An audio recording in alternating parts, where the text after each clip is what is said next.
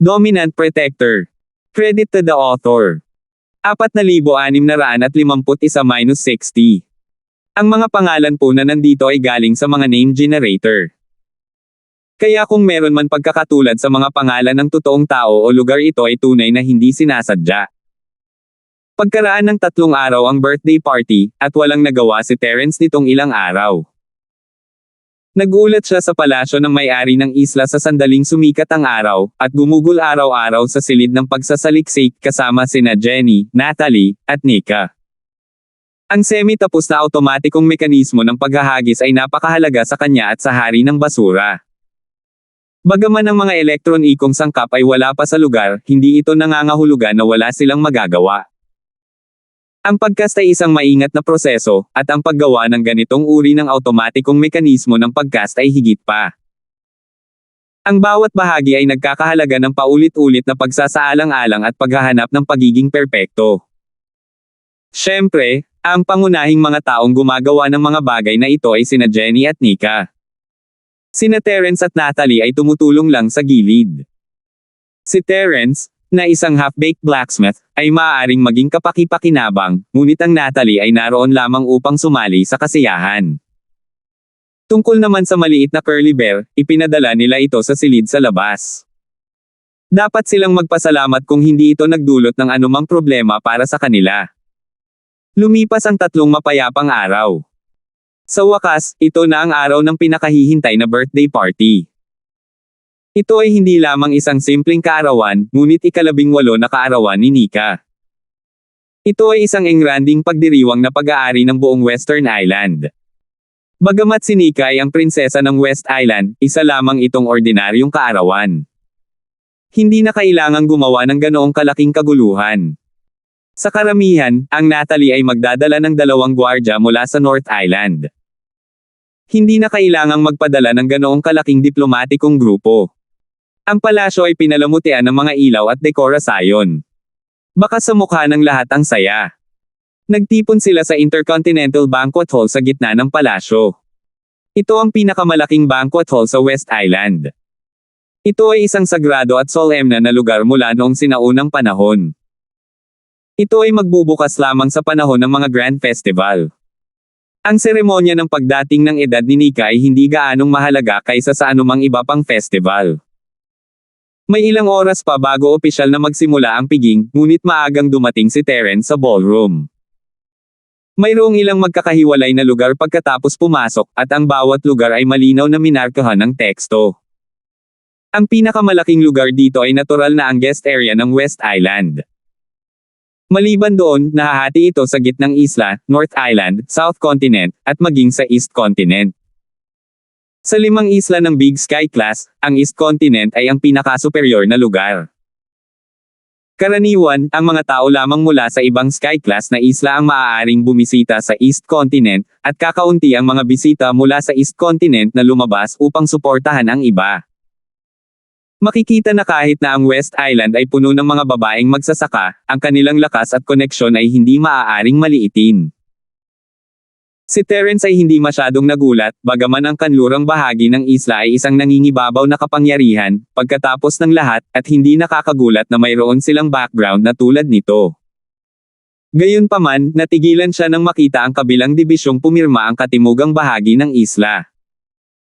Hindi napigilan ni Terence na tumalikod para tingnan ang karatula ng South Continent. Hindi ba nagkaroon na ng South Continent? Bakit nagkaroon ng South Island? Pwede ba? Biglang naisip ni Terence ang isang posibilidad. Ang South Continente at ang South Island ay tila iisang lugar, ngunit mahigpit na pagsasalita, sila ay may iba't ibang kahulugan. Ang South Continente ay isang pangkalahatang pangalan para sa South Island at ang nakapalibot na tubig ng South Continente. Mayroong isang malaking bilang ng mga magsasaka ng tao dito, ngunit ang South Island ay ang base camp ng mga espiritong hayop. Hindi lang si Terence, maging ang bagay ay nabigla. Parang hindi lang mga taong nagsasaka mula sa South Continent may mga spirit beast pa. Hindi ba't ang angka ng espiritong hayop ay hindi kailanman nagkaroon ng anumang pakikitungo sa mga taong magsasaka? Paano sila magkakaroon ng ganoong relasyon sa West Island? Si Terence at ang multo ay nalilito, ngunit wala silang mapagtanong. Wala dito ang mga babaeng kasama nila. Si Nika, sa kabilang banda, ang bida sa party, at abala sa pagbibihis. Si Jenny at Natalie ay kanyang matalik na kaibigan, at natural, sila ang kasama niya sa buong oras, kaya si Terence ay nag-iisa. Ang laki ng birthday party na ito ay mas malaki kaysa sa inaakala niya, parang lahat ng mga elite ng 5 isla ay magtitipon dito. Iyon ang unang pagkakataon ni Terence na dumalo sa isang party na tulad nito, at mapapalawak niya ang kanyang pananaw. Pagkatapos maglakad-lakad saglit, nakahanap si Terence ng upuan sa Beidou District at hinintay na magsimula ang party. Pagkatapos ng oras ng insenso, ang pasukan sa ballroom ay mataong sa mga tao. Sa wakas ay pumasok na ang mga bisita mula sa 5 Sky Class Island. Inangat ni Terence ang kanyang ulo at sinulyapan sila bago pumikit. Ang mga taong pumasok ay hindi mga makapangyarihang tao, kaya walang masyadong makikita. Ang tunay na mahahalagang tao ay dapat ang huling lumabas dahil sa kanilang katayuan, ngunit ang nakapagpaduda kay Terence ay kahit na hindi pa lumilitaw ang mga mahahalagang tao, ang mga tao mula sa bawat distrito ay nakaupo na, maliban sa katimugang isla, na walang laman. Pagkaraan ng ilang sandali, isang malaking grupo ng mga babaeng Imperial Guard ang biglang dumagsa mula sa main entrance. Agad na uminit ang kapaligiran ng eksena. Dumating na ang pangunahing tauhan. Nakita agad ni Terence si Nika.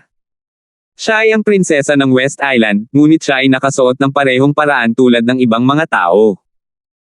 Ngunit iba ang araw na ito ang kanyang malaking araw, at kahit na ayaw niya, kailangan pa rin niyang magbihis. Maging si Terence, na pamilyar na sa kanya, ay hindi maiwasang mamangha sa kagandahan ni Nika. Siya ay isang tunay na kagandahan. Sa sandaling ito, sina Jenny at Natalie ay nasa tabi din ni Nika. Tumayo silang tatlo, bawat isa ay may kanya-kanyang merito. Gulat na gulat ang mga bisita at hindi napigil ang mapabulalas na may ganoong kagandahan sa mundo. Talagang sulit ang paglalakbay na ito. Nakuha man ng 3 babae ang atensyon ng lahat, may isa pang babae sa tabi nila na hindi naman mababa sa kanila. Ang babaeng ito ay mukhang 30 taong gulang at may 70% na pagkakahawig kay Nika. Gayunpaman, ang kanyang kagandahang loob at maharlika ay malayo sa kung ano ang maihahambing ni Nika. Pareho silang nakamamanghang dilag Nika at ang iba ay napakaganda, ngunit ang babaeng ito ay nakakagulat. Bawat pagsimangot at bawat ngiti ay may kabayanihan na espiritu, na ginagawang hindi malay ng mga tao na gustong magpasakop sa ilalim ng kanyang damit. Ang unang reaksyon ni Terence nang makita niya ang babaeng ito ay ang isipin ng maalamat na empress na si Wu Zetian sa sekular na mundo. Ang babaeng ito ay isa sa mga nangungunang figure sa 5 Sky Class na isla, ang Island Master ng West Island, Cassandra Nigel. Ito ang unang pagkakataon na nakilala ni Terence ang maalamat na may-ari ng West Island. Marami siyang hula noon, pero nang makita siya ng personal, alam niyang napakaliit ng mga hula niya. Ito ay isang babaeng walang kapantay na kagandahan, ngunit hindi lang siya isang babae. Siya ay may lakas, katayuan, kapangyarihan, at kagandahan lahat sa isa. Siya ay isang babae na nagpahanga at umibig sa kanya ng lahat ng lalaki sa mundo, ngunit kasabay nito, ang mga ito ay humanga sa kanya at hindi nang ahas na lapastanganan siya. Siya ay isang babae na tunay na nakatayo sa tuktok ng mundo. 4,652. Ngumiti si Cassandra habang inililibot niya ang kanyang mga mata sa buong lugar. Pagkatapos ay inakay niya si Nika at ang iba pa sa pangunahing upuan sa gitna. Mayroong 5 magkakaibang laki ngunit eleganteng phoenix chairs. Si Cassandra ay nakaupo sa gitna, ang Vice Island Master na si Divina ay nakaupo sa kanan, si Nika ay nakaupo sa kaliwa, at sina Natalie at Jenny ay mayroon ding sariling upuan. Ngayong nakaupo na ang host, opisyal na nagsimula ang birthday party. Ang malalaking kuha mula sa 5 Sky Class na isla sa wakas ay nagpakita ng isa-isa upang mag-alay ng kanilang mga pagpapala. Ang hindi inaasahan ni Terence ay may ilang pamilyar na mukha sa grupo. Ang unang lumitaw ay isang malaking shot mula sa Middle Island. Hindi siya isang ordinaryong sekta, ngunit ang Deputy Island Master ng Middle Island. Gayunpaman, hindi si Terius, kundi si Weston. Si Terence ay hindi masyadong pamilyar sa lalaking ito, minsan lang niya ito nakilala, at narinig niya na mayroon siyang magandang relasyon sa sekta ng Terius.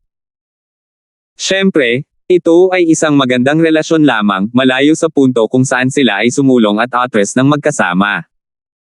Ang pagdating ni Weston ay isa ng malaking karangalan sa West Island. Tutal, birthday party lang ito ni Nika, hindi birthday party ni Cassandra. Ang gitnang isla ay nagpadala ng isang Vice Island Master upang ipakita ang kanilang mabuting kalooban. Nagbigay si Weston ng napakatapat at mahalagang regalo. Pagkatapos makipagpalitan ng ilang salita kay Cassandra sa publiko, agad siyang pumunta sa Nakajima guest area para maupo. Pagkatapos niya, pumasok ang mahahalagang tao mula sa kontinente ng Silangan. Siyempre, ang misteryoso at malawak na kontinente ng Silangan ay walang may-ari ng isla, at hindi sila maaaring magpadala ng taong kapareho ng katayuan ni Weston. Pagkatapos ng lahat, hindi ito magbibigay ng sorpresa sa mga tao, ngunit isang takot. Ang katayuan ng kontinente ng Silangan ay palaging napaka-transcendent, at hindi pa ito nakapagtatag ng diplomatikong relasyon sa iba pang mga islang Sky Class. Ang panauhin mula sa East Continent sa pagkakataong ito ay ang Vice Principal ng Morning Pride Yellow Class Women's Academy ng East Continent, si Vanessa Lane. Sa marinig pa lang ang pangalan, masasabi na ito ay katulad ng Morning Star Academy. Kung tutuusin, pareho silang Yellow Class Academies.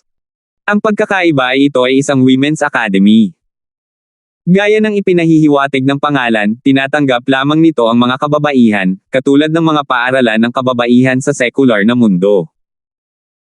Maaaring hindi masyadong makapangyarihan ang mga dean at vice dean ng alinmang academy sa East Continent, ngunit mula sa iba pang Sky Class na isla, lahat sila ay katumbas ng Vice Island Masters. Ang paggalang na ipinakita ng lahat kay Vice Dean Vanessa ay hindi bababa sa kay Weston. Nagpadala rin si Vanessa ng isang mahalagang regalo. Mukhang maganda ang personal niyang relasyon kay Cassandra, na makikita sa pamilyar na tono ng mga ito. Hindi katakataka na maglalakbay siya ng libu-libong milya para lang dumalo sa birthday party ni Nika. Inakala pa ni Terence na si Nika ay maaaring pupunta sa Golden Class Women's Academy ng East Continent sa hinaharap. Ito ay isang hindi binibigkas na panuntunan ng lahat ng malalaking puwersa sa Sky Class Islands core disciples, lalo na ang mga tagapagmana, ay dapat magkaroon ng mga kwalifikasyon upang mag-aral sa East Continent Academy. Ito ay hindi lamang upang mapabuti ang kanilang lakas, ngunit upang palawakin ang kanilang mga abot tanaw. Higit sa lahat, maaari nilang gamitin ang pagkakataong ito upang makamit ang malalaking kuha ng kontinente ng Silangan. Hindi man sila makabuo ng alyansa, hindi rin sila dapat magkaaway. Kung hindi, si Nika ay maaaring hindi makaupo ng matatag sa posisyon ng master ng isla ng West Island sa hinaharap. Kinatawan ni Weston ang Nakajima, at kinatawan ni Vanessa ang kontinente ng Silangan. Pagkatapos nilang dalawa, dumating ang mga kinatawan ng South Continent. Nagulat at natuwa si Terence nang makita niya kung sino ito. Kung ikukumpara sa iba pang dalawa, ang kinatawan na ito mula sa South Continent ay hindi masyadong malaking bagay. Maraming tao ang nakatingin lang sa kanya at hindi siya pinapansin, ngunit iba si Terence. Ito ay isang matandang kaibigan niya. Si Wenhan, ang young master ng Kaizen Bodyguard Agency, ay bumabati ng happy birthday sa ngalan ng South Continent Bodyguard Agency Alliance. Itinaas ni Wenhan ang kanyang ulo at humakbang pasulong habang sumasaludo. Hindi mapigilan ni Terence na matuwa. Hindi niya inaasahan na kakatawanin ni Wenhan ang South Continent. Ngunit kapag naisip niya ito ay makatwiran. Ang escort agency ng South Continent na Alliance ay ang kinatawan ng matuwid na landas sa South Continent Sea Area, at ang Kaizen Escort Agency ay ang overlord ng South Continent. Ito ay makatwiran para sa kanya upang kumitawan sa South Continente. Sa pagkakataong ito, hindi si Xian, kundi si Wenhan ang dumating. Marahil ay may isa pang layer ng kahulugan sa likod nito. Nais nilang gamitin ang pagkakataong ito para kay Wenhan na bumuo ng higit pang mga koneksyon upang maging mas madali para sa kanya na kunin ang ahensya ng bodyguard ng Kaizen sa hinaharap. Tumingin si Terence kay Wenhan mula sa malayo. Ang mga matatandang kaibigan ay dapat magsama-sama at magkaroon ng isang magandang chat, ngunit siya ay nakaupo sa isang maliit na malayo, at ang North Island at ang South Continente ay hindi magkatabi. Hindi siya makita ni Wenhan. Makakahanap lang siya ng pagkakataon na makahabol mamaya. Pagkaupo ni Wenhan, si Travis na ang magpresenta. Bilang alagad ni Truett ng tumataas na pavilion, nagbigay siya ng mahalagang regalo kay Nika sa ngalan ng North Island. Bagamat si Terence ang opisyal na espesyal na sugo ng North Island sa pangalan, malinaw na hindi sapat ang kanyang katayuan. Kung tutuusin, lahat ng taong dumating ay mga importanteng tao. Maging si Wenhan ay nagkaroon ng pagkakataon na sakupin ang South Continent Bodyguard Agency sa hinaharap. Tanging Travis o Julius lamang ang makakakontrol sa sitwasyon. Sa pagkakataong ito, si Travis ang sumulong, ibig sabihin ay hindi interesado si Julius sa ganitong uri ng trabaho. With his proud and aloof personality, hindi niya talaga gusto ang ganitong trabaho. Bukod dito, inutusan silang dalawa na protektahan ang Natalie ng palihim. Ngayong nagpakita na sa publiko si Travis, hindi na talaga maaaring lumitaw si Julius. Pagkatapos ng Travis, ang mga panauhin mula sa gitna, silangan, timog, at North Islands ay sunod-sunod na umupo. Ang mga mata ng lahat ay napalingon sa pinto, at nagbulungan sila sa isa't isa. Sa oras na ito, ang South Island na lang ang natitira. Sino ang ipapadala ng Spirit Beast Clan na hindi pa nakipag-ugnayan sa labas ng mundo para batiin ang prinsesa ng West Island? Sa ilalim ng tingin ng lahat, ang kapaligiran sa bulwagan ay nagyelo saglit. Biglang may pumasok na figure mula sa main entrance. Siya ay tulad ng isang dragon o isang tigre, at ang kanyang tingin ay parang isang espiritu. Sa isang iglap, naging sentro siya ng atensyon.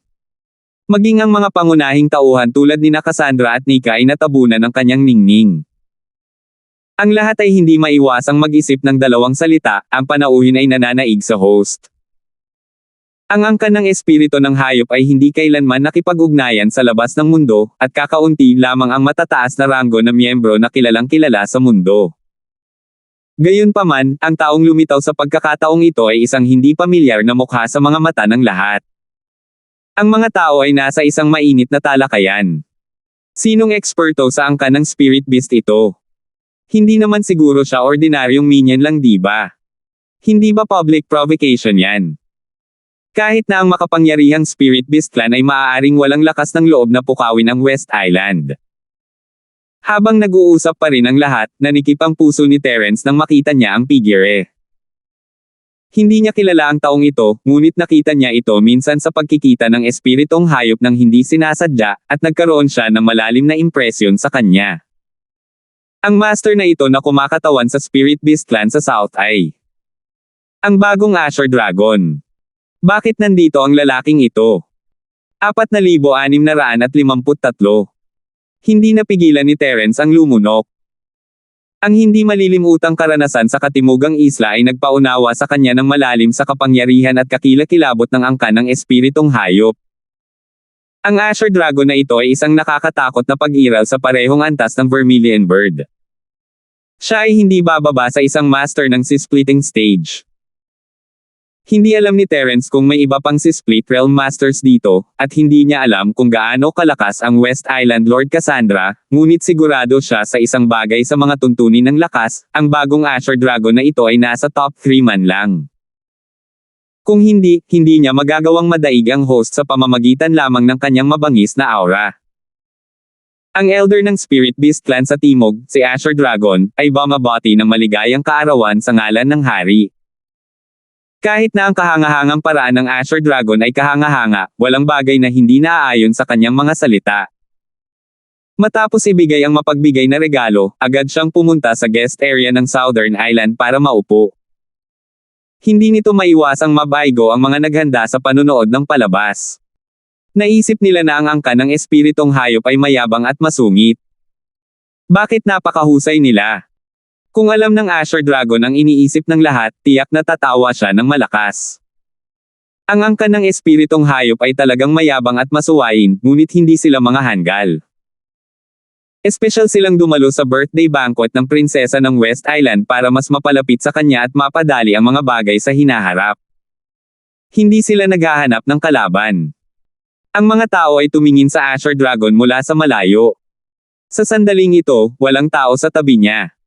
Wala rin silang nakitang mga katulong na kasama niya. Siya lang pala ang nag-iisa sa Spirit Beast Clan ng Southern Island. Gayunpaman, sa lakas at katayuan ng taong ito, sapat na upang ipakita na ang angkan ng espiritu ng hayop ay nagbigay ng malaking kahalagahan sa West Island. Bukod dito, malinaw na natanggap din ng West Island ang balita ng maaga. Kung hindi nila naihanda ng maaga ang guest area sa South Island. Kaya lang marahil ay hindi nila inaasahan na darating ng mag-isa ang Azure Dragon. Umupo si Azure Dragon sa VIP area ng Southern Island at inilibot ang kanyang tingin sa buong lugar. Kung sino pa man ang magiging sentro ng atensyon, gaano man kalakas ang kanilang mental na katatagan, medyo hindi pa rin sila komportable. Gayunpaman, wala man lang siyang naramdaman. Sa kabaligtaran, ang mga nahuli ng kanyang mga tingin ay lahat ay hindi namamalayan na binawi ang kanilang mga tingin. Walang ibang dahilan. Masyadong nakakatakot ang aura at pagpigil ng lalaking ito. Ang mga medyo mahina ay magkakaroon ng mental breakdown sa isang sulyap lamang mula sa kanya. Hindi naman imposible na matakot sila to the point na umihi on the spot. Sino ang maglalakas loob na tumingin sa gayong halimaw? Ibinaba rin ni Terence ang kanyang ulo ng may kaba. Hindi siya natatakot na makipag-eye contact sa Azure Dragon, ngunit natatakot siyang makilala siya ng lalaking ito.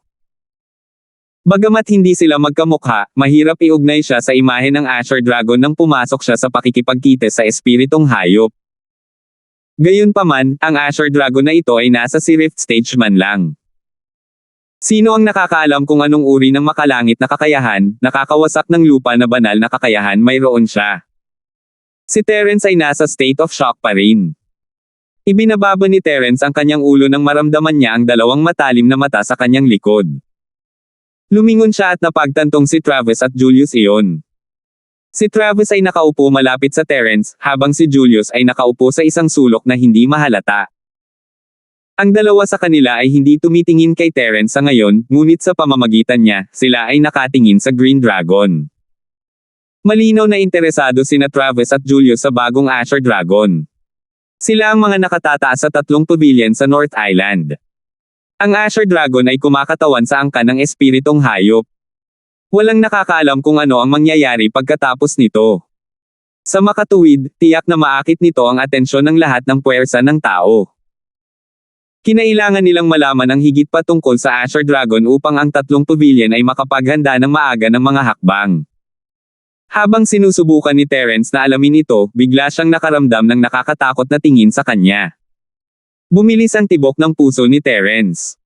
Walang pressure ang titig na ito, sapat na ang pressure ng mga mata para tumindig ang balahibo niya. Ang pakiramdam na ito ay hindi mailarawan sa salitang, nakakatakot, maaari lamang itong ilarawan bilang nakakatakot. Lumingon si Terence nang hindi malay, at tulad ng inaasahan, ang may-ari ng titig ay si Qinglong. Gayunpaman, hindi siya tinitingnan ni Qinglong, ngunit kay Travis at Julius. Halatang gumaganti siya sa dalawa. Napukaw ang interes ni Terence ang bagong Berdeng Dragon ay hindi maikakailang malakas, at sina Julius at Travis ay parehong hindi maarak na mga tao. Hindi niya alam kung ano ang magiging resulta ng kanilang lihim na paghaharap. Inakala ni Terence na ang palitan ng tingin na ito ay magtatagal, ngunit sa kanyang pagtataka, hindi na kinaya ni Julius. Umiwas siya ng tingin, at ganoon din ang ginawa ni Travis. Tanging ang Azure Dragon pa rin ang nagpapanatili ng kanyang agresibong hitsura. Gayunpaman, nang tingnan niya ngayon sina Travis at Julius, may bakas ng paghamak sa kanyang mga mata. Nagulat si Terence. Hindi nakakagulat na ang Green Dragon ang huling tumawa, ngunit si Julius, ang numero 1 ng bagong henerasyon, ay napakahina sa kanyang harapan. Kusa namang umiwas ng tingin si Travis, ngunit malamang na hindi siya makatagal. Bagamat makapangyarihan sina Travis at Julius, malayo pa rin sila sa mga nangungunang master sa nakababatang henerasyon. Malinaw na ang bagong Azure Dragon ay ang matandang master na hindi nila kayang makipagkompetensya. Sa puntong ito, inisip ni Terence na tapos na ang lahat, ngunit biglang tumayo ang Green Dragon at naglakad patungo sa guest area, na umaakit sa atensyon ng lahat. Hindi alam ni Terence kung ano ang sasabihin nang makita niyang naglalakad ang Green Dragon. Bagamat makapangyarihan ang bagong elder ng Spirit Beast Clan, medyo mababa ang kanyang tolerance. Sinulyapan lang siya nina Travis at Julius, at gusto niyang guluhin sila sa publiko. Gayunpaman, sa pagtataka ni Terence, hindi hinanap ng Green Dragon sina Travis at Julius nang dumating siya sa guest area. Hindi man lang siya tumingin sa kanila. Huminto siya sa harap niya. Mabilis na tumayo si Terence habang tinitingnan ang kalahating ngiti sa mukha ni Green Dragon. Nanginginig ang anit niya. Nalaman ba ng Green Dragon ang kanyang pagkakakilanlan? Hehe, maganda upang matugunan ka, espesyal na Sugo Linford. Narinig ko ang iyong mga nagawa sa kontinente ng Timog. Bata ka pa talaga at promising. Biglang sabi ni Asher Dragon na may bahagyang ngiti. Ano? Narinig mo na ba ang aking mga kabayanihan sa kontinente ng Timog? Halos tumalikod si Terence at tumakbo pagkatapos marinig ang mga salita. Kahit sinong normal na tao ay mababaliw sa gulat. Nakita ba ng lalaki ang kanyang pagkakakilanlan? Gayunpaman, si Terence ay isang matigas na tao. Napigilan niya ang pagkabigla sa kanyang puso nang humarap siya sa ganitong sitwasyon kung saan iihi ng mga normal na tao ang kanilang pantalon. Nakatayo siya roon nang hindi gumagalaw, ang kanyang ekspresyon ay kalmado. Tumingin siya kay Green Dragon at sinabing, "Oh, Elder Asher Dragon, iniisip ko kung saan ka nanggaling. 4,654. Hehe. Special Envoy Linford, huwag kang magtaka. Bagamat nasa South Island ako, alam ko pa rin ang mga gawain ng South Continent tulad ng likod ng aking kamay." Nakangiti pa rin ang Green Dragon, na para bang ayaw niyang saktan si Terence. Nakahinga ng maluwag si Terence. Isang salita lang ang pagitan ng South Continent at South Island, ngunit malaki ang pagkakaiba. Kung sinabi niyang South Island, makikilala sana si Terence, ngunit sinabi niyang South Continent. Malamang ang tinutukoy niya ay ang pangyayari. Pinasabog mo ako, Elder Green Dragon. Gumagawa lang ako ng pabor sa isang kaibigan. Hindi ito malaking bagay. Mahinang sabi ni Terence. Ang iyong maliit na token ay nag-iwan ng isang alamat para sa mga taong iyon sa South Continent. Sinasabi mo ba na sila ay masyadong mahina o na ikaw ay masyadong malakas?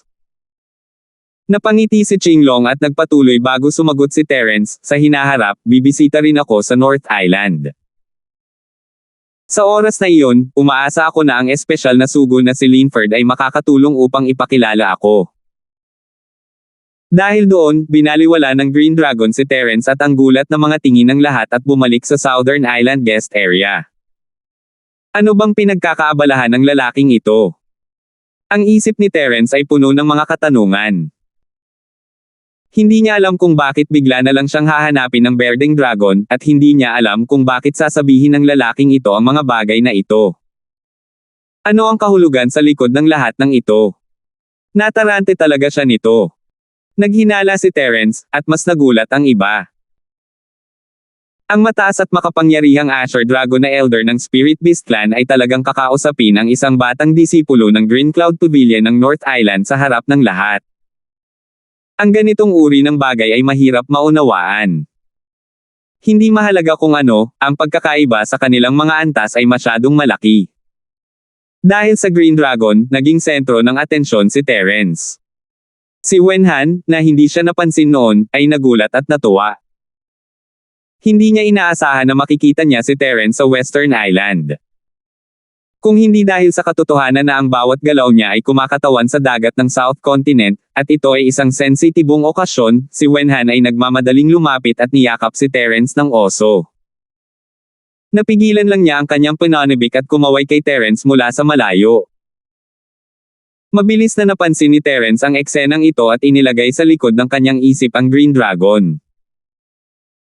Iminuwestre niya si Wenhan, sinabihan siyang humanap ng oras para magsama-sama pagkatapos ng birthday party. Habang sina Terence at Wenhan ay bumabati sa isa't isa, si Travis at Julius, na nakaupo din sa guest area ng North Island, ay nahulog sa malalim na pag-iisip. Nakatitig sila sa likod ng Asher Dragon, na parang gusto nilang makita ito. Narinig nilang dalawa ang sinabi ng Green Dragon kay Terence ito ay isang malaking bagay, at kailangan nilang iulat ito sa kanilang mga superior. Ang biglaang pagsulpot ng Azure Dragon upang dumalo sa piging ng kaarawan ng prinsesa ng West Island ay sapat ng Kaoy na hinala. Ngayon, sinabi niya na bibisita siya sa North Island. Ano ang pinaplanong gawin ng angkan ng espiritong hayop? Talagang tumakbo sila palabas at naglakad-lakad. Sisirain ba nila sa publiko ang kasunduan na nilagdaan sa pagitan ng hari ng mga espiritong hayop at ng Human Alliance? Ang 5 Sky-class na isla ay nakapagpapanatili ng kapayapaan sa lahat ng mga taon na ito, higit sa lahat dahil sa kasunduang ito. Kung hindi, sa pagkakahiwalay sa pagitan ng mga espiritong hayop at mga tagapagsaka ng tao, maaaring sumiklab ang digmaan anumang oras, na magiging malaking bagay. Patuloy pa rin ang piging, ngunit ang mga mata ng lahat ay walang kamalay-malay na sumulyap sa VIP area ng Southern Island. Ang Azure Dragon ay nagbigay sa kanila ng labis na epekto. Bagamat dumating siya upang magbigay ng reg-along pagbati sa prinsesa ng Western Island, malinaw na nakikita ng lahat na ang angkan ng espiritong hayop ay hindi mapakali sa kanyang mga aksyon. Marahil ito ay isang palatandaan na ang angkan ng espiritong hayop ay naghahanda na umalis sa katimugang isla. Sa pag-iisip nito, kinilig ang lahat. Walang alinlangan na ang mga espiritong hayop ay makapangyarihan, ngunit hindi sila umalis sa katimugang isla, kaya't ang mga taong magsasaka ay maaaring magpahinga ng maluwag. Ngunit ngayon, kapag handa nang lumitaw ang angkan ng espiritu ng hayop, tiyak na magdadala ito ng malaking pagbabago sa 5 isla ng Rango ng Langit.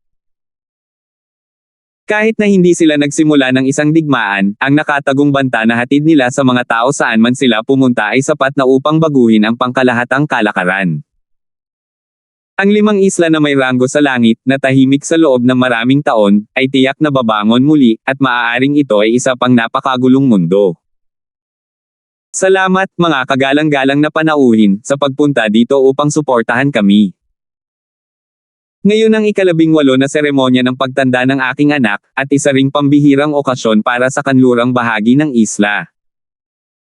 Sa ngalan ng lahat ng mga kapatid na babae sa kanlurang bahagi ng isla, nais kong pasalamatan kayong lahat. Sa sandaling magsalita si Cassandra, ang mga mata ng lahat ay umalis sa Green Dragon, at sa wakas ay bumalik sa normal ang piging.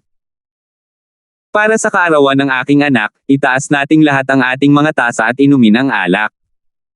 Walang babalik ngayong gabi. Nakangiti si Cassandra habang itinataas ang kanyang tasa. Inumin mo ang alak sa tasa, walang babalik ngayong gabi. Sabay-sabay na naghiyawan ang mga tao, at ang orihinal na mapurol na kapaligiran ay agad na naalis. Itinaas ng lahat ang kanilang baso at ininom ang lahat sa isang lagok. Bagamat isang babae si Cassandra, ang mga kababaihan ng West Island ay hindi mahuhusgahan ng may sentido komon. Bukod dito, siya ang master ng isla ng West Island. Kapag siya ay tahimik, siya ay marangal at malamig, at kapag siya ay madamdamin, siya ay bukas palad. Sa ganitong uri ng okasyon, mas lalo pang marilag ang bawat galaw niya. Kahit na sa kanyang katayuan bilang master ng isla, siya ay personal na dumating upang mag-toast. Mula sa simula hanggang sa katapusan, siya ay pumunta sa bawat VIP area at uminom sa kanyang puso's nilalaman. Napuno ng tagay ang mga tao. Ang mga babae ay talagang hindi mababa sa mga lalaki. Lumabas si Cassandra para mag-toast, kaya natural, kailangan sumunod ni Nika. Ang ganitong uri ng okasyon ay may estilo ng kanyang ina, at ininom niya ang alak ng swabe na kahit si Terence ay nagulat. Nagsanay ba ang babaeng ito mula noong bata pa siya? Sina Cassandra at Nika ang sentro ng atensyon saan man sila magpunta, at huminto silang muli sa harap ni Terence nang makarating sila sa guest area ng North Island. Nagiinuman sila sa lahat ng bisita mula sa North Island, ngunit masasabi ng sinumang may mata na may mas malalim na kahulugan dito. Ramdam ni Terence ang kakaibang tingin ng lahat sa kanya, at hindi niya maiwasang mapangiti ng mapait sa sarili. Kanina lang ay Green Dragon, at ngayon ay Cassandra. 2 beses siyang naging sentro ng atensyon, at siya ba ang pangunahing tauhan ngayon? Bakit kailangan pang dumating ang lahat ng big shots? Kinindata ni Nika si Terence na parang may gustong sabihin, ngunit hindi naintindihan ni Terence. Malapit siya kay Nika, ngunit hindi nila masyadong naiintindihan ang isa't isa kaya nababasa nila ang isip ng isa't isa sa isang tingin lang. Ano ang ibig niyang sabihin? Pagkatapos ng toast, pupunta sana si Cassandra sa susunod na guest area, ngunit nakakagulat na nanatili siya ng mas matagal sa pagkakataong ito. Tumingin siya kay Terence na may malalim na tingin at ngumiti, "Ikaw si Terence, tama?" Maraming beses na itong binanggit sa akin ni Nika. Utang ko sa iyo ang pag-aalaga sa akin. Island Master Ning, masyado kang mabait.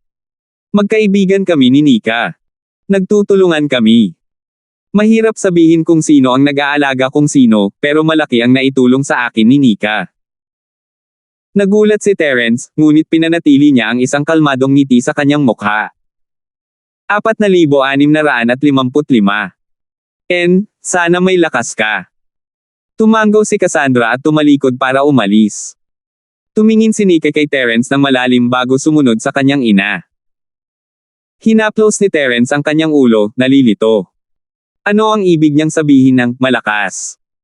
Sa ilang kadahilanan, naramdaman niyang medyo kakaiba ang mga mata ni Nika. Hindi niya alam kung ano ang gustong sabihin ng mag-ina.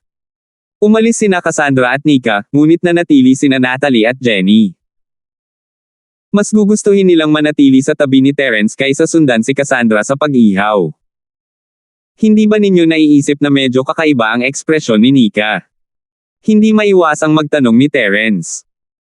Sina Natalie at Jenny ay kasama ni Nika sa buong panahon, kaya may dapat silang malaman. Kakaiba. Hindi ko ginawa. Parehas ang reaksyon ng dalawang babae. Matapos matigilan sandali, nag-isip si Jenny, pero sa totoo lang, sa palagay ko ay talagang may iniisip si Nika, pero ayaw lang niyang sabihin sa atin. Lagi naman siyang ganito. Mukha siyang walang pakialam, ngunit kung may mangyari talaga, sasagutin niya ang lahat ng ito ng mag-isa. Hindi siya kailanman gagawa ng inisyatiba upang sabihin sa amin. Sanay na ako, walang pag-aalinlangan siyang niyanig ni Natalie. Walang puso. Hindi maiwasan ni Terence na tumingin sa Natalie. Mukhang mas nararapat na sabihin iyon sa kanya. Bagamat ang katayuan ni Nika ay hindi ganoon kalayo sa kanya, ang kanilang mga sitwasyon ay ganap na naiiba. Ang Natalie ay ang apple ng mata ni Truett. Hindi pa siya nakakaramdam ng anumang pressure mula noong bata pa siya, at hindi pa niya sinabi na gusto niyang kunin ang tumataas na Sky Pavilion. Bukod dito, mahirap para sa isang babae na gawin ito sa North Island, kaya siya ay walang pakialam. Gayunpaman, iba si Nika. Bagamat ang kanyang personalidad ay katulad ng Natalie's, siya ang magiging kahalili ng West Island. Isang kasinungalingan ang sabihing wala siyang naramdamang pressure. Gaano man kapag paraya si Cassandra sa kanya, hinding-hindi siya magpapabaya sa kanyang buong pagsasanay. Ang prinsesa ng West Island na pinalaki sa ganoong kapaligiran ay dapat magkaroon ng isang malakas na tiyaga sa kanyang mga buto. Kung hindi, paano niya sasagutin ang buong West Island sa hinaharap? Pagkatapos ng 3 round ng inumin, ang kapaligiran ay ganap na nasa tamang landas. Ang mga masters mula sa lahat ng antas ng pamumuhay na medyo pinigilan noong una ay halatang mas madalas na naglalakad. Ang birthday party ni Nika ay isang dahilan lamang. Ang pangunahing dahilan kung bakit ang mga malalaking shot na ito ay dumating sa West Island mula sa libu-libong milya ang layo ay upang bumuo ng isang relasyon. Sa sitwasyong ito, hindi lamang sila nagkaroon ng pagkakataon na bumuo ng magandang relasyon sa West Island, ngunit nagkaroon din sila ng pagkakataong makipag-ugnayan sa mga big shot ng iba pang mga Skyrank Island. Sa ilalim ng normal na mga pangyayari, imposible para sa napakaraming mahahalagang tao na magtipon sa isang lugar. Imposibleng makita ang mga nangungunang elder ng Spirit Beast Clan. Nang mataas na ang kapaligiran, biglang tumayo si Cassandra, na bumalik sa pangunahing upuan. Ang mga tao ay sinasadyang tumahimik sa isang iglap. Ito ay hindi lamang isang kagandahang loob sa host, ngunit isang paggalang din sa Panginoon ng West Island. Maging ang masuwayin at lumalaban sa langit na elder ng espiritong hayop, si Asher Dragon, ay mataktikang nakatingin kay Cassandra, naghihintay na magsalita ang kabilang partido. Mga kaibigan mula sa 5 isla, nais kong magpasalamat muli sa ngalan ng West Island. Gusto kong samantalahin ang pambihirang pagkakataong ito upang ipahayag ang isang bagay na mahalaga. Dahan daw ang lumipad ang tingin ni Cassandra sa mga manunood, at nang makita niyang inaabangan ito ng lahat, nagpatuloy siya sa pag-anunsyo, tulad ng alam ng lahat, ngayon ay hindi lamang ika-18 na kaarawan ng aking anak kundi pati na rin ang seremonya ng kanyang pagtanda. Ayon sa mga patakaran ng Western Island, kailangan kong pumili ng mapapangasawa para sa kanya. Ang grupo ni Terence ay hindi pa nakarinig ng panuntunang ito, ngunit ang ilan sa kanila ay naghanda para dito ito ay malinaw na isang tradisyon sa Western Island. Hindi alam ni Terence kung bakit, ngunit medyo nalungkot siya. Sa mahigpit na pagsasalita, ang relasyon niya kay Nika ay sa mabubuting kaibigan lamang, at malayo ito sa relasyon ng lalaki at babae. Gayunpaman, nang bigla niyang marinig na ikakasal na si Nika, ang pakiramdam ng kawalan ng laman sa kanyang puso ay totoo. Umiling si Terence. Ilang oras na lang bago nagpakasal si Nika. Pagkatapos ng lahat, siya ang tagapagmana ng isla, at ang kanyang asawa ay direktang nauugnay sa katatagan ng buong isla. Kailangang maagang nasa agenda ang ganitong bagay, ngunit hindi niya inaasahang mangyayari ito ng biglaan. Sa oras na ito, tila naiintindihan ni Jenny ang iniisip ni Terence. Bigla niyang hinawakan ng mahigpit ang kamay ni Terence at kinusat ang kanyang malalaking mata na puno ng tubig. Terence bro, si Jenny at Nika ay matalik na magkaibigan, ayaw nating maghiwalay. Oo, ako din. Nag-blur out din ni Natalie, pero bigla siyang namula at naramdaman niyang may mali, kaya mabilis niyang idinagdag, ay. What I mean is that we're going back to the North Island. Wala na tayong maraming pagkakataong magkita. Kung ikakasal si Nika, mas mababa pa. Pero hanggat pinakasalan niya ang junior brother namin, walang magiging problema. Kung gayon, kahit na siya ang prinsesa ng West Island, madalas siyang pumunta sa North Island para makipaglaro sa atin. Ako. Hindi nakaimik si Terence. Ang Natalie ay mas prangka kaysa kay Jenny.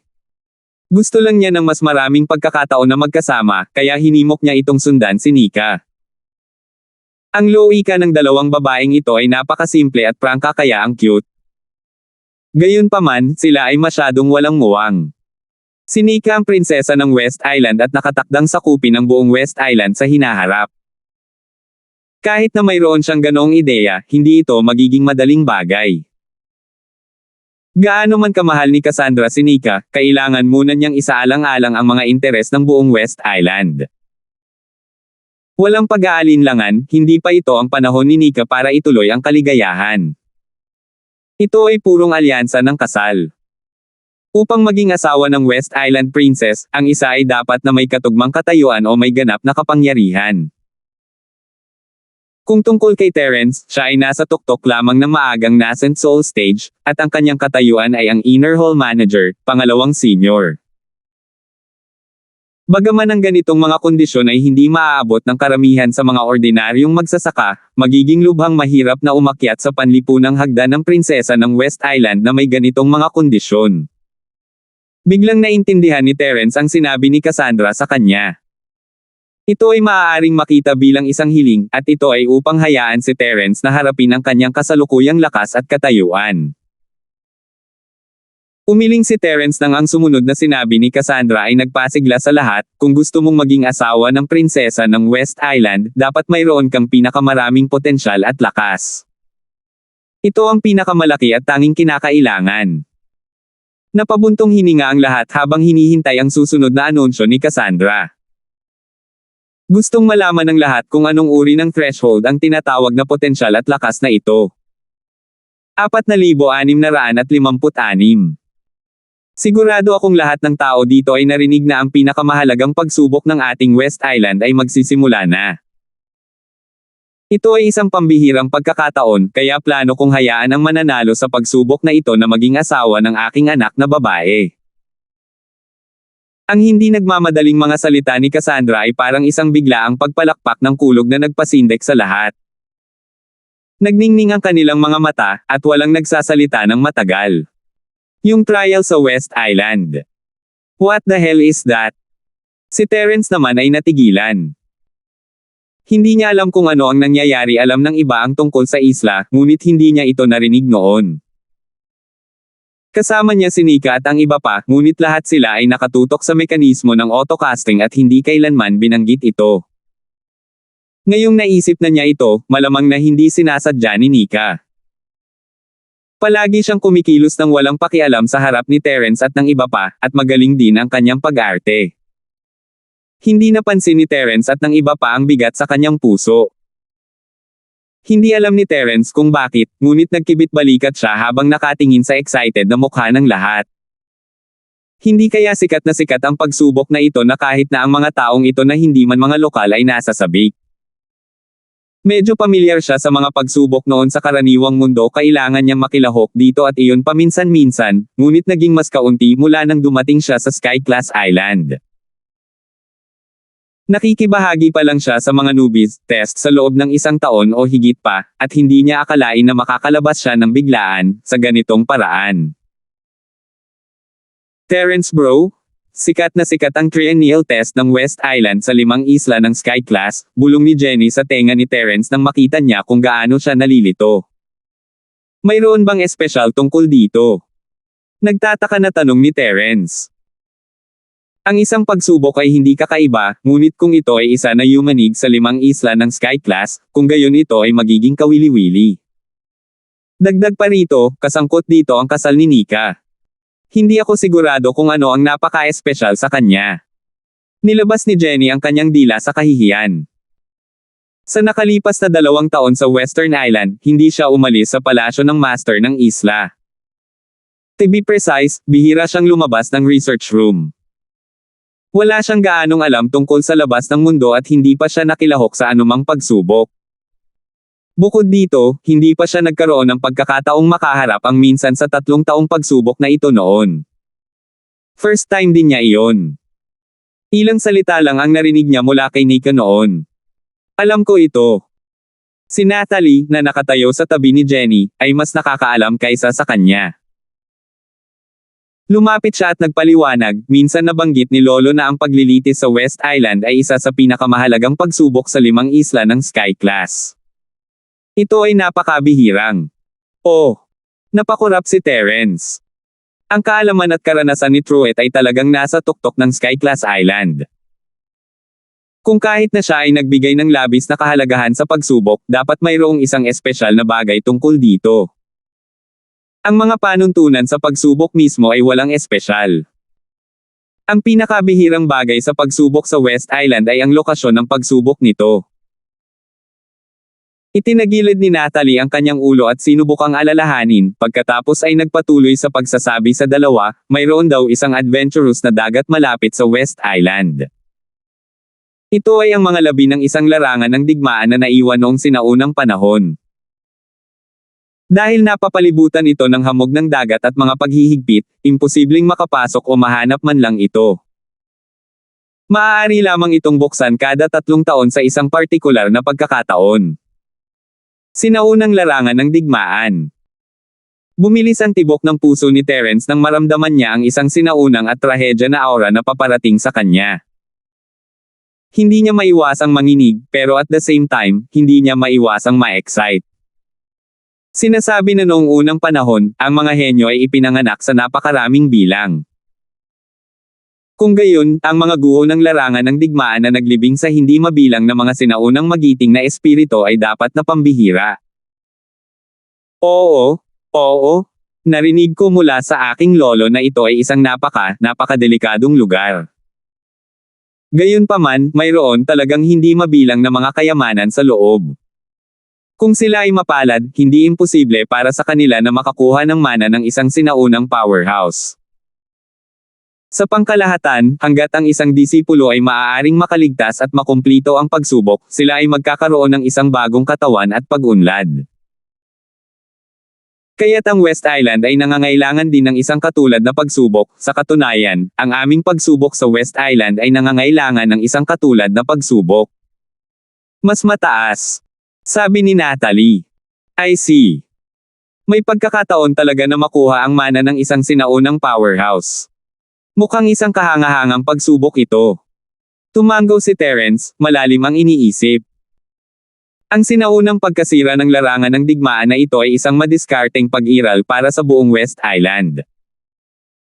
Noong nakaraan, ito ay binuksan lamang sa mga pangunahing disipulo ng West Island. Ang mga tagalabas ay bihirang magkaroon ng pagkakataong lumahok. Ngunit sa sinabi ni Tita Ning, natatakot ako na ito ay medyo naiiba sa pagkakataong ito. Sabi ni Natalie. And, no wonder excited na excited ang lahat. Lumingalinga si Terence at nakita ang excitement sa mukha ng lahat. Napakahalagang mapagkukunan ang mga sinaunang guho ng larangan ng digmaan, at dahil kay Nika, handa itong buksan ni Cassandra sa publiko sa unang pagkakataon. Gaya ng inaasahan ng master ng isang isla. Ang ibang mga tao ay halos magtatayo ng isang arena sa laban para sa isang kaganapan ng asawa, ngunit sa mga kamay ni Cassandra, agad niyang kinuha ang isang sinaunang pagkasira ng larangan ng digmaan. Ang ganitong uri ng espiritu at estilo ay talagang hindi maliit na bagay.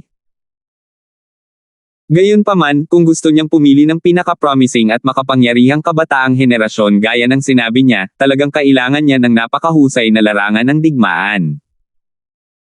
Kung hindi, kung ito ay isang simpleng labanan lamang sa ring, higit sa lahat, makikita lamang niya ang kasalukuyang lakas, ngunit hindi ang potensyal sa hinaharap. Ang taong pinili sa ganoong paraan ay natural na hindi karapat-dapat sa marangal na prinsesa ng West Island. Sa wakas ay nahulog ang mga mata ni Terence kay Nika.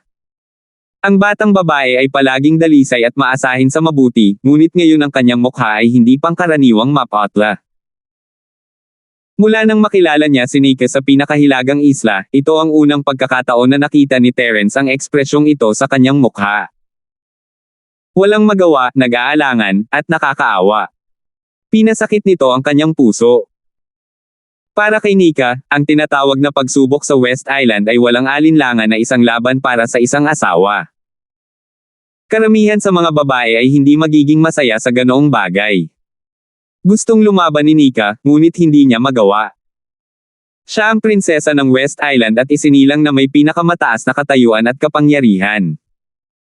Kasabay nito, kailangan niyang magbayad ng katumbas na presyo. Ang pag-aasawa ay isa lamang sa mga hindi gaanong halaga. Hindi ito exception sa West Island kung saan laganap ang mga karapatan ng kababaihan.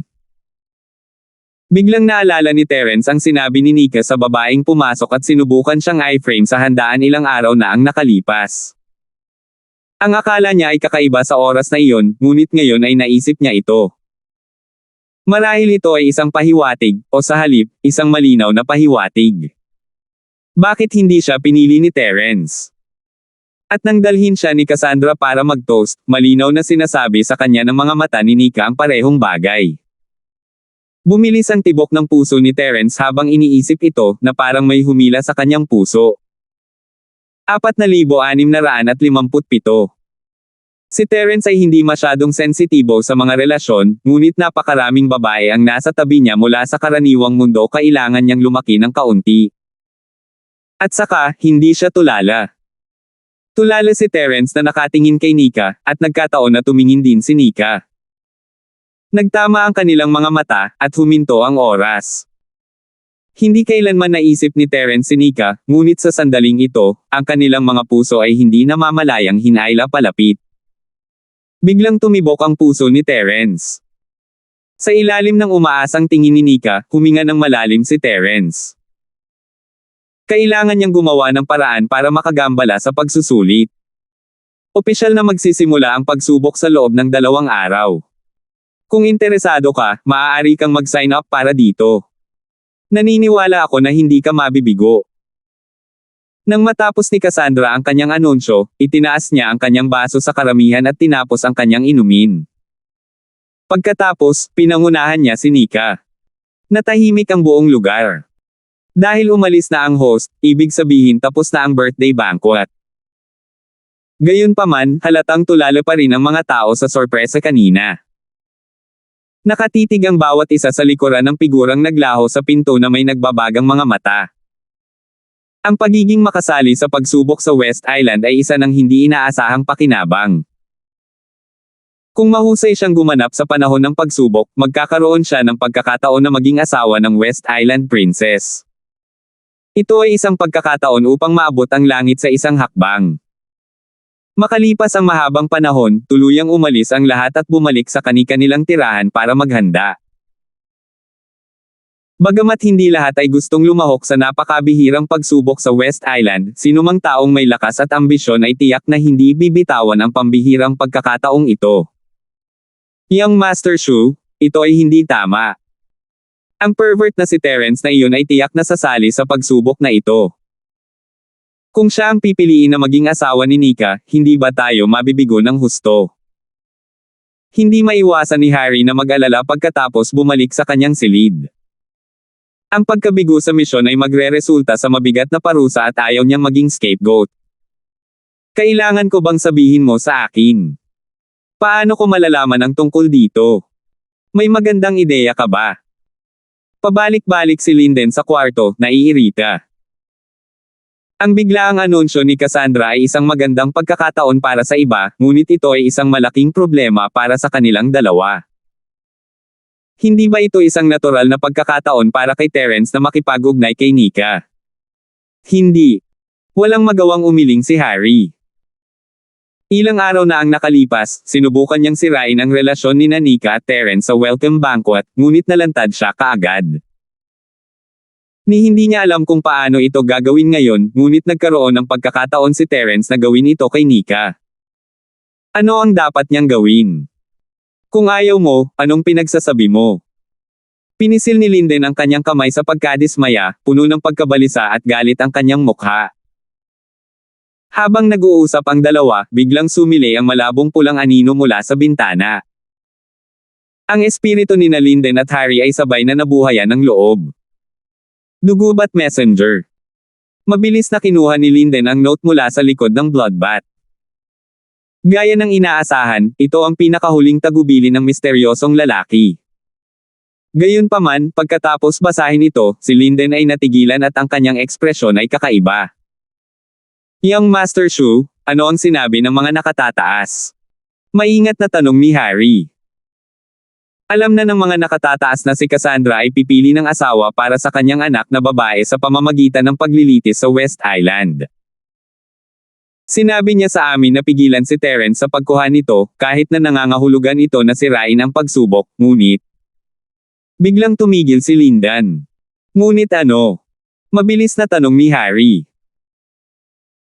Ang ibig sabihin ng mga nakatataas ay pinakamainam kung maaari tayong tumayo sa pagsubok na ito sa West Island at samantalahin ang pagkakataong umakyat sa mataas na sangay ng West Island Princess. Nang sabihin niya ito, hindi maiwasang maging kakaiba ang ekspresyon ni Linden. Ito. Young Master Shu, bakit hindi mo subukan ito sa iyong sarili? Mungkahi ni Harry. F*** off. Hindi mo ba alam kung anong itsura ko? Agad na nagalit si Linden dahil sa kahihiyan ng marinig ito. Ang kanyang mga mata ay nagbubuga ng apoy upang pumatay. Kung noon pa man, siguradong matutuwa siyang gawin ito. Ngunit sa sitwasyong ito, walang saysay na subukan. Agad na binawi ni Harry ang kanyang ulo. Ang pagkamatay ni Linden ay hindi lihim sa kanila. Sa katunayan, malalaman ng mga nakakakilala kay Linden na ang taong ito ay hindi lamang pisikal na hindi kumpleto, kundi pati na rin ang mental na baluktot. Kung hindi, hindi siya makakasama ni Mengtong. Dapat ko bang gawin? Sinabi ni Harry pagkatapos ng ilang pag-aalinlangan. Gusto niyang sabihin ito mula sa simula gamitin si Nika para makarating sa tuktok ay isang bagay na lagi niyang inaabangan. Ginawa niya ang parehong bagay sa karaniwang mundo, ang lalaking ito ay isang babero sa kaibuturan. Ang prinsesa ng West Island ay isang mataas na iginagalang at noble status. Kapag siya ay naging asawa ng kabilang partido, siya ay magiging isang big shot na tatayo sa tuktok ng West Island sa hinaharap. Kung siya ay sapat na matalino, maaari pa niyang palitan ang kabilang partido at maging ang tunay na master ng West Island. Sa oras na iyon, kailangan pa ba niyang maging lucky para sa Central at maging sa awa ni Linden? Bukod dito, hindi lang prinsesa ng West Island si Nika. Siya ay isang super kagandahan sa kanyang sarili. Kahit sinong lalaki ay maglalaway sa gayong kagandahan, maliban kay Linden, na may pisikal na depekto at may baluktot na pag-iisip. Ngunit kahit na si Harry ay naglalaway kay Nika, hindi siya nang ahas na magkaroon ng anumang ligaw na pag-iisip. Kung tutuusin, sa lakas at katayuan niya, masyadong malaki ang pagkakaiba niya sa prinsesa ng West Island. Kahit na siya ay isang Polaka na nagnanasa sa karne ng isang swan, hindi ito ang paraan upang gawin ito. Matatawa siya kung alam ito ng mga tao. Pero iba na ngayon. Si Harry mismo ay walang gaanong timbang, ngunit paano kung nasa likod niya ang malaki at misteryosong organisasyon na Central? Walang imposible ngayon, tama ba? Habang tumatagal ang pagsali niya sa Central, mas naiintindihan niya kung gaano kalakas ang misteryosong organisasyong ito, at lalo siyang nabigla. Kung makukuha niya ang buong suporta ng mga nakatataas sa pagkakataong ito, naniniwala si Harry na magkakaroon siya ng pagkakataong magtagumpay, at hindi ito maliit. Ikaw. Napalaki siya ni Linden nang marinig ito. Kitang-kita sa mukha niya ang kawalan ng tiwala, at kulang na lang ay naisulat niya sa mukha niya ang mga salitang sobrahin ang iyong kakayahan. Ako. Iyon lang ang mungkahi ko. Hindi maiwasan ni Harry na mag-alala. Kung nalaman ng kabilang partido na sinusubukan lang niyang gamitin ang pagkakataong ito para umakyat sa ranggo, mahihirapan siya. Sige, walang iba kundi ikaw ngayon. Tumanggaw si Linden pagkatapos ng ilang pag-iisip. Alam niya mula sa kaibuturan ng kanyang puso na ang batang ito ay hindi sapat para kay Nika, ngunit ang problema ay hindi niya ito magagawa sa kanyang sarili. Sino pa kaya ito maliban kay Harry? Salamat, Young Master Shu. Tuwang-tuwa si Harry, hindi niya sinayang ang kanyang oras sa pagpunta sa West Island. Maghanda ka ng panulat at papel. Iuulat ko ito sa mga nakatataas. Sa pagkakaalam ko, hindi ganoon kadali ang pagsubok sa West Island. Baka kailangan natin ng tulong mula sa mga nakatataas. Agad na nagpasya si Lindan. 4,658.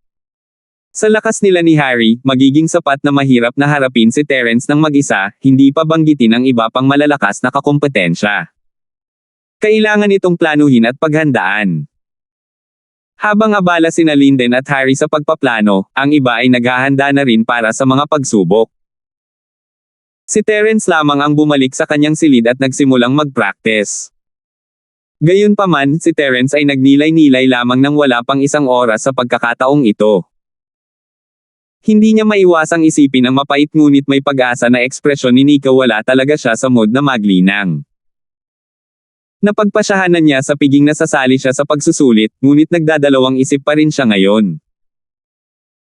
Ito ay masyadong biglaan, at ang kanyang relasyon kay Nika ay wala sa yugto kung saan maaari na silang ikasal. Kung talagang nagtagumpay siya sa pagkakataong ito, ano ang mangyayari sa iba pa niyang kaibigang babae? Makatarungan ba ito sa kanila? Ano kaya ang iisipin nila kung alam nila? Gayunpaman, hindi maaaring iwan ni Terence ng mag-isa si Nika. Hindi niya maiwasang makaramdam ng kirot sa puso nang maisip niya ang ekspresyon ng dalaga sa party. Nang siya ay nag-aalangan, tinulak ang pinto. Tumangala si Terence at nakita niya sina Natalie at Jenny. Bakit nasa labas sila ng hating gabi sa halip na magpahinga sa palasyo? Anong ginagawa niyong dalawa dito? Bakit hindi kayo natutulog? Curious na tiningnan ni Terence ang dalawang babae bago idinagdag, nasaan si Nika? Bakit wala siya dito? Nadama ni Terence na ang tanging paraan upang malutas ang mahirap na sitwasyong ito ay ang pakikipag-usap kay Nika ng harapan. At least, kailangan niyang intindihin ang nararamdaman niya. Paano kung ang tinatawag na mga pahiwatig ay isang hindi pagkakaunawaan lamang? Ito ay may kaugnayan sa kasal ni Nika, at hindi niya kayang maging pabaya. Nadama ni Terence na kahit na gusto niyang tulungan siyang malutas ang problemang ito, ang pinuno ay kailangang si Nika mismo. Tanging kapag sinabi niya ang gusto niya ay matutupad ito ni Terence para sa kanya nang walang ibang iniisip. Kung hindi, ang lahat ay hula lamang. Hindi siya makasigurado. Hindi siya makakapunta. Walang magawa si Natalie sa kanyang balikat. Ang isa ay minarkahan ng pagiging malapit sa vermilion at tinta, at natutunan niya ang ilan sa mga nakagawian na maliliit na paggalaw ni Terence hanggang sa punto ng pagiging perpekto. Hindi makakapunta. Kumurap-kurap si Terence, medyo kinakabahan. Bakit? Baka may nangyari. Terence bro, huwag kang mag-alala. Maayos naman si Nika. Hindi siya makakasama dahil sa mga patakaran ng Western Island. Hanggat siya ay isang 18 taong gulang na marangal na babae, kailangan niyang manatili sa kanyang silid at maghintay upang piliin ang kanyang asawa. Hindi siya basta-basta makalabas at gumawa ng kahit ano. Siya ang prinsesa ng Western Island, at maraming mata sa kanya. Paliwanag ni Jenny. So ganon. Ibig sabihin, bago makonfirm ang asawa niya, katumbas ito ng pagkawala niya ng kanyang personal na kalayaan. Hindi maiwasan ni Terence na malungkot para kay Nika. Ang pagiging prinsesa ng West Island ay kanyang kapalaran, ngunit ito rin ang kanyang kasawian.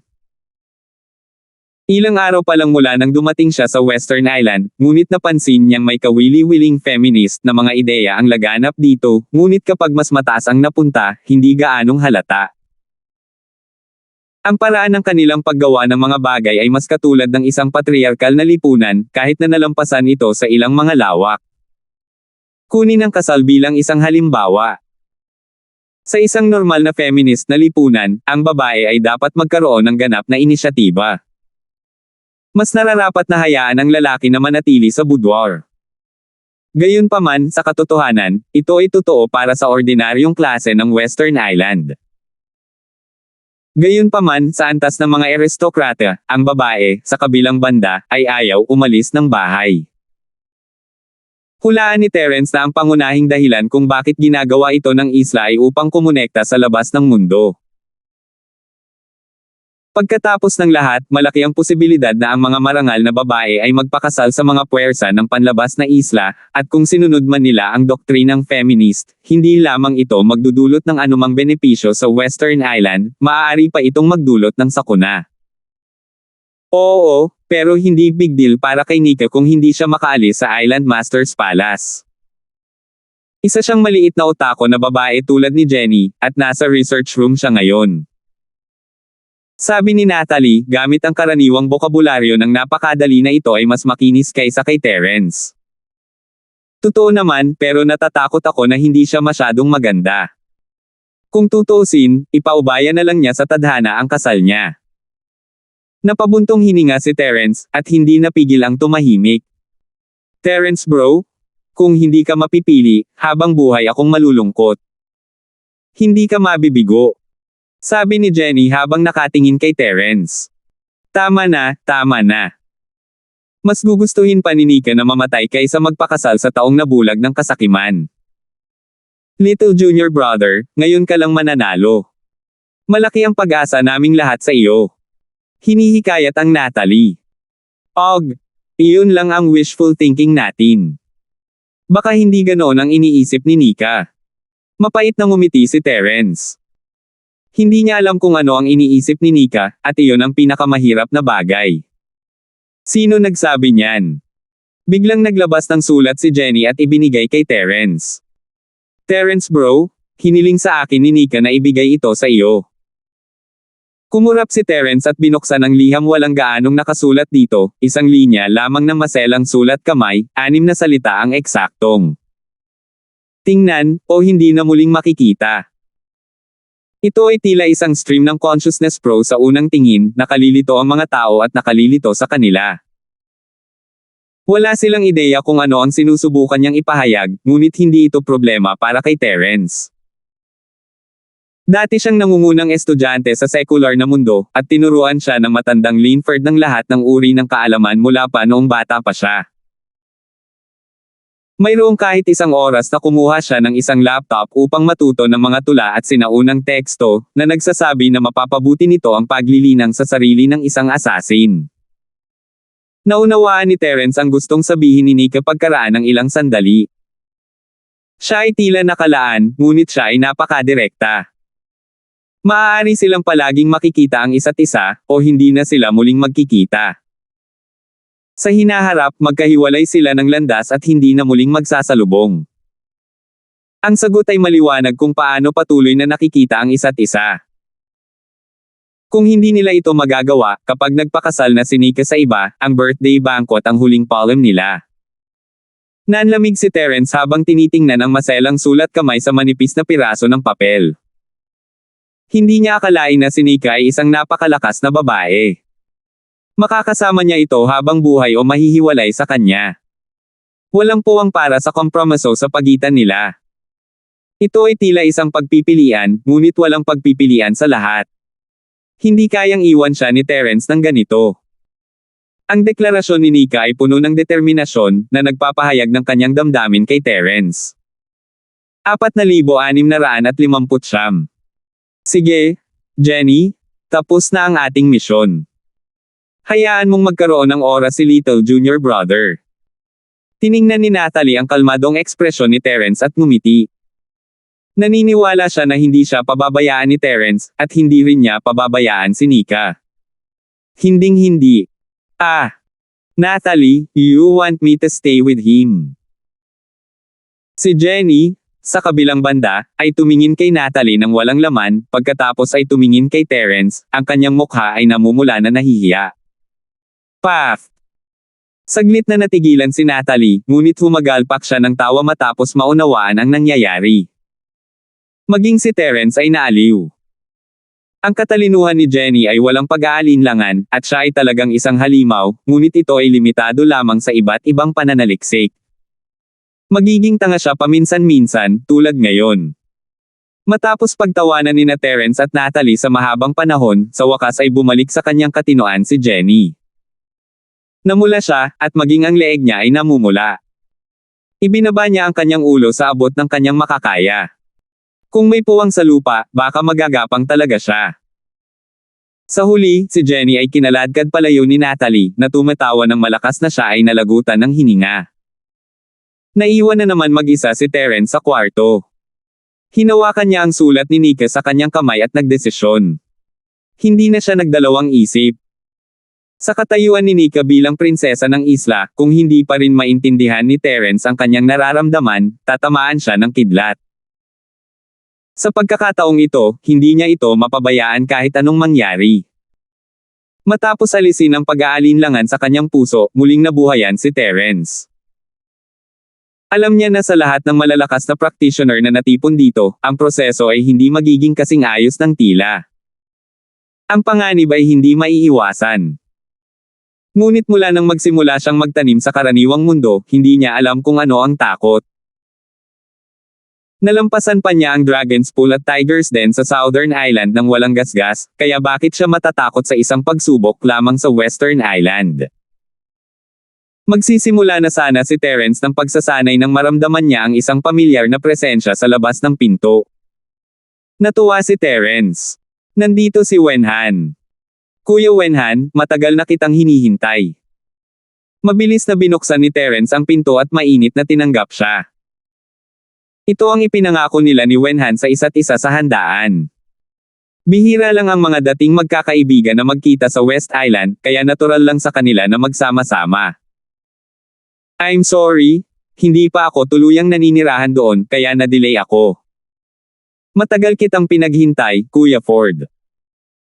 Ngumiti si Wenhan na humihingi ng tawad at niyakap si Terence ng mahigpit pagkatapos siyang tignan sa taas-baba. Brother Ford, pinagpala ka talaga ng langit.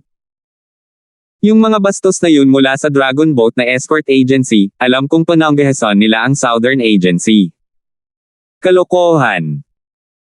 Alam na ni Wenhan ang tunay na pangalan ni Terence, ngunit ayaw na niya itong tawaging kapatid na Ford. Si Terence Ford at Terence ay hindi gaanong naiiba. Hehe, mahabang kwento, pero hindi ako mamamatay ng ganun kadali. Nakangiti si Terence habang inaakay si Wenhan sa kanyang silid. Binuhusan niya siya ng isang tasa ng espiritual na tsaa at nagtanong, by the way, Kuya Wenhan, bakit ka naririto? Posible kayang ang Kaizen Escort Agency ay may magandang relasyon sa kanlurang bahagi ng isla. Imposible iyon. Ang kanlurang bahagi ng isla ay isang higanting nangingibabaw sa buong Sky Class Island. Isa lang kaming maliit na bodyguard agency. Kung hindi dahil sa iyo, Kuya Ford, hindi man lang nila tayo maririnig. Anong klaseng relasyon meron tayo? Natawa si Wenhan sa sarili. Sinulyapan niya ang sulat sa mesa mula sa gilid ng kanyang mata. Hindi niya maiwasang makitang kakaiba ito, ngunit hindi niya ito masyadong pinapansin. Ngumiti si Terence. Hindi minamaliit ni Wenhan ang kanyang sarili. Bago sa kanya, ang Kaizen Bodyguard Agency ay sikat lamang sa Yingluosi area. Kahit na ang mga tao sa ibang katubigan sa South Continente ay hindi alam ang tungkol dito, lalo pa ang West Island, na libu-libong milya ang layo at walang koneksyon sa isa't isa. Sa pagkakataong ito, ginagamit ko ang pangalan ng escort agency ng South Continent na Alliance. Gusto ng aking ama na kunin ko ang pambihirang pagkakataong ito na makita ang mundo at gumawa ng ilang kapaki-pakinabang na koneksyon. Ito ang pakinabang ng pagiging overlord ng South Continent's escort agency. Kaya kung kumatawan sa buong South Continent's area. Kung hindi, kung ito ay pangalan lang ng ating ahensya, baka hindi sila manalo sa Kaizen Escort. Makapasok sa pinto. Napangiti ng mapait si Wenhan. Gawin natin ito ng isang hakbang sa isang pagkakataon. Isa na itong kasiya siyang pagpapabuti para sa Kaizen Escort Agency na makaalis sa tubig ng South Continent. At least, it means that they're an entire level higher than before. Ngumiti si Terence at nag-analyze, bukod pa, ang Kaizen Escort Agency ay ang overlord of the South Continent. Ang anumang malaking puwersa na nais ng isang piraso ng dagat ng South Continent ay kailangang umasa sa inyo. Hanggat may tubo, magkakaroon ng mga koneksyon. Ito ang pinakamagandang oras para sa escort agency na gumawa ng hakbang pasulong. Ano kayo? US to? Okay. Huwag mong kalimutan na may shares din si Kuya Ford. Naging seryoso ang ekspresyon ni Wenhan. Sige, US. Hindi napigilan ni Terence na tumawa habang nagpatuloy, kaya, kapatid na Chi, pumunta ka hanggang sa West Island para dumalo sa piging ng kaarawan at palawakin ang iyong mga human meridian. Hindi yon. These are just things that happened in passing. I'm actually here with a heavy responsibility. Umiling si Wenhan. Babalik at mabigat na responsibilidad. Napakurap si Terence. Tama. Kuya Ford, nakita mo naman ang sitwasyon sa birthday banquet, tama. Espesyal na pinadala ako ni tatay sa pagkakataong ito dahil sa prinsesa ng West Island na ito. The coming of age ceremony at the age of 18 definitely require me to choose a husband. He asked me to think of a way to compete for her. Kahit hindi naman malaki ang tsansa, kung magtatagumpay ako, with the behemoth of the West Island as behemoth of the agency. Sabi ni Wenhan. Naging kakaiba ang ekspresyon ni Terence. Nahulaan na niya na maraming kakumpetensya sa pagkakataong ito, ngunit hindi niya inaasahan na isa si Wenhan sa kanila. Hindi niya alam kung ano ang sasabihin. Anong problema? Sa wakas ay napansin ni Wenhan ang ekspresyon ni Terence at huminto siya, si Kuya Ford ay ganoon din ba? O tama, Kuya Ford, ikaw ang espesyal na sugo mula sa North Island. Narinig ko na ang mga isla sa Hilaga at Kanluran ay palaging maayos, kaya't normal para sa iyo na magkaroon ng ganoong misyon. Ako. Hindi alam ni Terence ang sasabihin. Hindi natural na sinulyapan niya ang sulat sa mesa. Hindi niya lang masasabi na may relasyon siya kay Nika, di ba? Kasunod ng tingin ni Terence, ang mga mata ni Wenhan ay nahulog din sa sulat.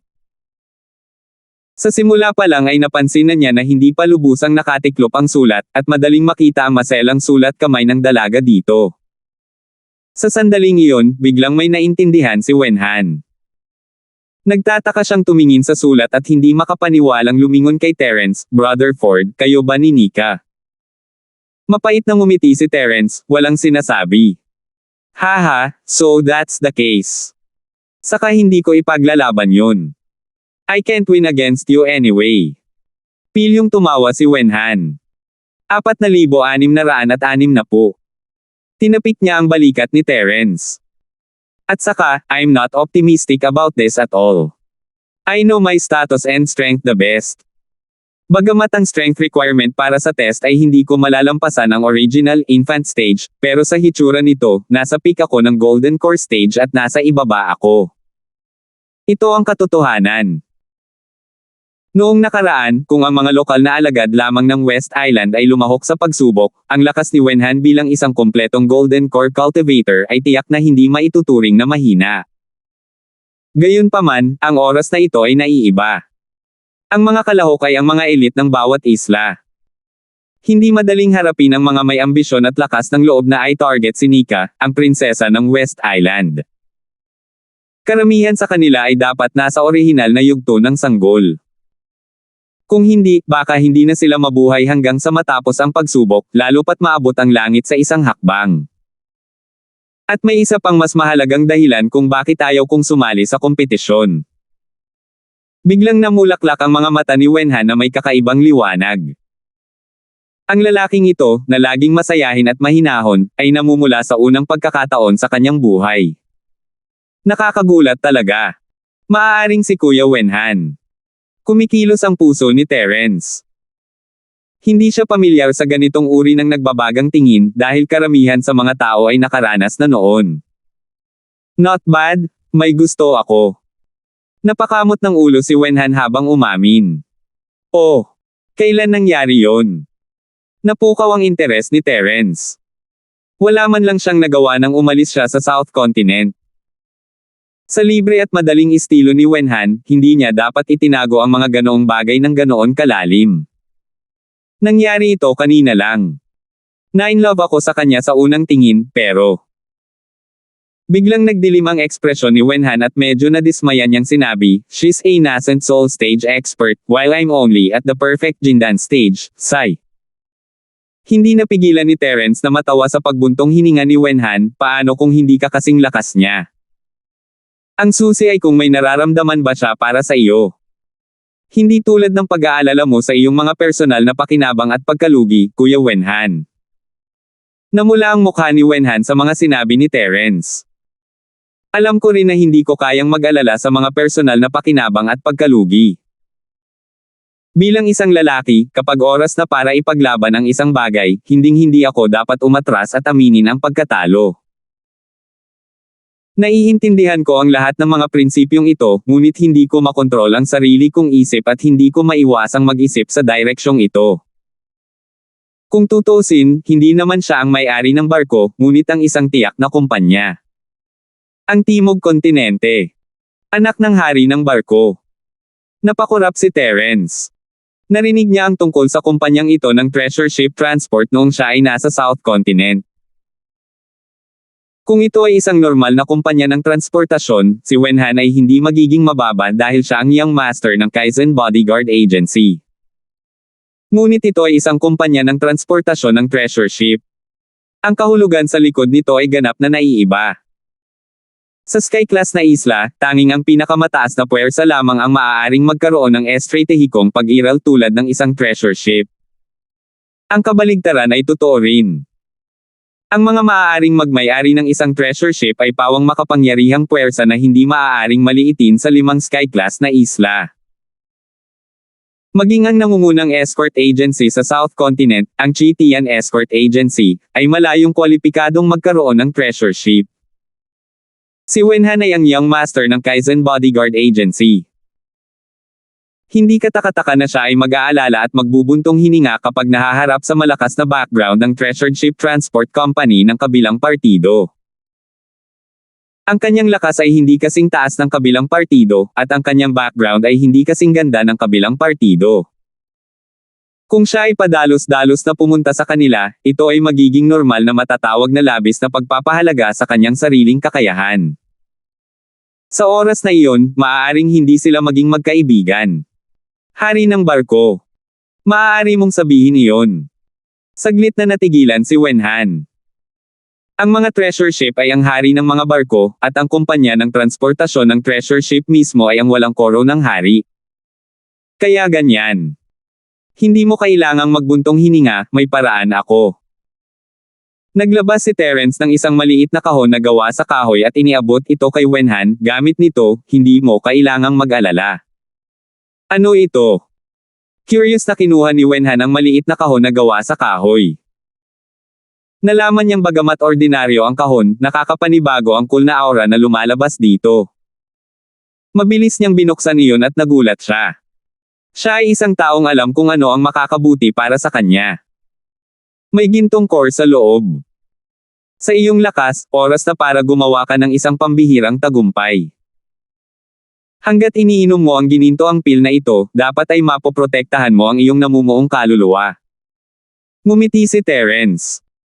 Sa kakayahan ni Wenhan, hanggat ang kanyang lakas ay naaayon sa kabilang partido, hindi na siya makakaramdam ng kababaan. Pagkatapos ng lahat, kahit na ang Kaizen Escort Agency ay hindi kasing husay ng Treasure Ship Transport Company ng kabilang partido, tiyak na hindi ito malayo. Pagkatapos ng lahat, ito ay ang overlord ng mga ahensya ng escort sa South Continent. Ito. Napakahalaga nito. Kuya Ford, dapat mong itago ito para sa iyong sarili. Hindi ako nagmamadali. Ang golden pill ay parang mainit na patata sa mga kamay ni Wenhan. Natarante siya at sinubukan niyang ibalik ito kay Terence. Hindi ka nagmamadali. Kung hindi ka nag-aalala, ang babae ay. Sinulyapan siya ni Terence at ibinato ang kahoy na kahon pabalik kay Wenhan. Siya ang anak ng hari ng barko na nakakaalam kung kailan siya ikakasal. Sa pagkakataong iyon, wala ka ng oras para umiyak, hindi ka ba nag-aalala? Huwag mo akong sisihin sa hindi pagpapaalala sa iyo bilang iyong kapatid. Dapat mong mahigpit na maunawaan ang ganitong uri kapag nakatagpo mo ito, o pagsisisihan mo ito sa natitirang bahagi ng iyong buhay. Ako. Ang mga salita ni Terence ay naglagay kay Wenhan sa isang dilema. Siyempre, alam niya ito maraming young masters ang nakatutok kay Terence. Kung sila ay huli na, pagsisisihan nila ito sa natitirang bahagi ng kanilang buhay. Gayunpaman, alam ni Wenhan ang halaga ng isang ginintoang core, lalo na kapag ito ay isang mataas na kalidad. Walang halaga ng espiritual na jade ang makakabili nito. Kahit gaano pa kaganda ang relasyon nila ni Terence, hindi siya naglakas loob na tanggapin ang ganoong kamahal na bagay. Bakit ka pa rin nag-aalangan? Hindi ko pa nakikita na ikaw ay napakawishy-washy dati. Sa aming pagkakaibigan, hindi mo ba matatanggap ang isang gintong core lamang? Galit na galit si Terence. Bueno, dahil si Kuya Ford ang naglagay nito, ako na ang kukuha. Pero ito muna ang sasabihin ko. Anong presyo ang binayaran mo para sa ginintoang tableta na ito? Kailangan mong uminom ng mas maraming espiritual na jade hanggat gusto mo, kung hindi, masama ang pakiramdam ko. Tumanggaw si Wenhan.